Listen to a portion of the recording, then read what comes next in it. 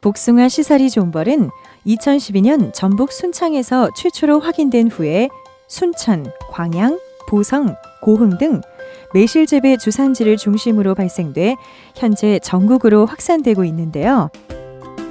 복숭아 씨살이 존벌은 애벌레가 씨방을 갉아먹어 눈에 띄지 않다가 수확기에 이르러서야 과실의 껍질에 작은 반점과 상처처럼 보이는 주름 등이 생기고 껍질이 갈색으로 함몰되면서 낙과해 매실의 상품성을 크게 떨어뜨립니다.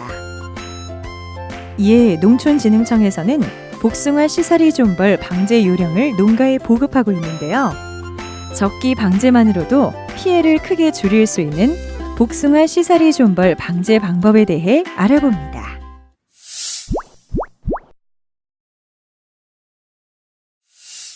복숭아 씨살이 존벌은 1년에 1회 발생하는 해충으로 매실, 복숭아 등과 같은 핵과류의 씨앗 속에서 애벌레로 겨울을 납니다.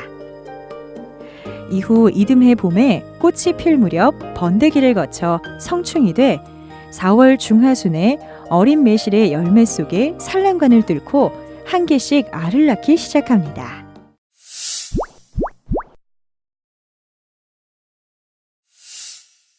복숭아 씨살이 존벌 피해는 5월 중하순경 매실 비대기에 과실에서 나타나는데요.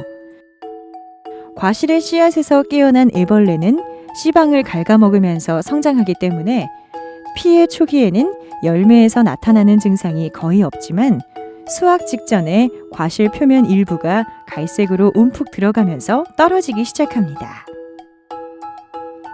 또 피해 과실의 모양을 육안으로 볼 때 함몰 증상과 거의 유사해 착각하기 쉽지만 피해과를 쪼개보면 씨앗 속에서 유충을 발견할 수 있습니다.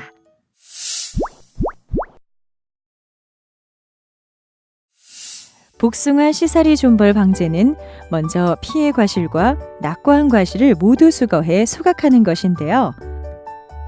주산지에서 피해 규모가 확산된 원인도 낙과한 과실을 방치해 급격히 개체수가 늘어나 피해 규모가 커진 것으로 확인됐습니다. 따라서 농가에서는 애벌레가 월동할 수 없도록 피해 과실을 방치하지 말고 모두 수거해 소각해야 합니다. 다음으로 약재를 이용한 방제 방법인데요. 복숭아 씨살이 존벌 생태를 조사한 결과 겨울을 난 성충은 매실 열매가 달리는 시기에 발생하기 시작해 과일 크기가 1에서 2cm 정도일 때 가장 왕성하게 나타나는 것으로 확인됐습니다. 하지만 이 해충은 알, 애벌레, 번데기 기간은 매실 씨방에서 살기 때문에 방제가 어렵습니다. 따라서 성충이 어린 과일 속에 알을 낳는 시기에 맞춰 방제해야 하는데요. 가장 적당한 시기는 과일 크기가 1cm 정도 되는 시기로 이때부터 7일 간격으로 2, 3회에 걸쳐 적용 약재를 살포해 줍니다. 성충 방제의 효과적인 약재로는 고삼과 계피, 식물 추출액과 목초액, 피마자유를 이용한 유기농 자재와 아세타미프리드 수화제, 티마메톡 3입상 수화제, 펜텁 입상 수화제와 같은 화학 농약이 있는데요.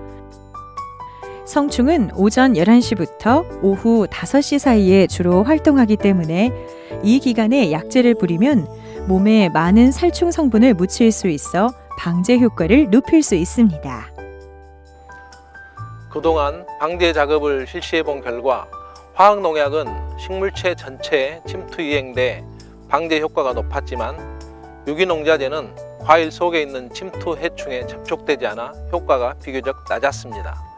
따라서 유기농자재를 사용하는 농가의 경우에는 해충의 몸에 많은 살충 성분이 묻도록 처리하는 것이 중요합니다.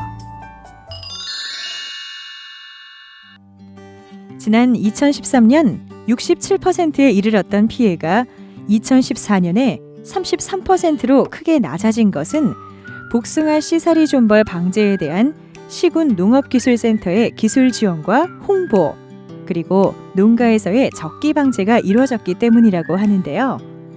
정밀 예찰과 적기 방제만이 피해를 최소화할 수 있다는 사실을 꼭 기억해 두시길 바랍니다.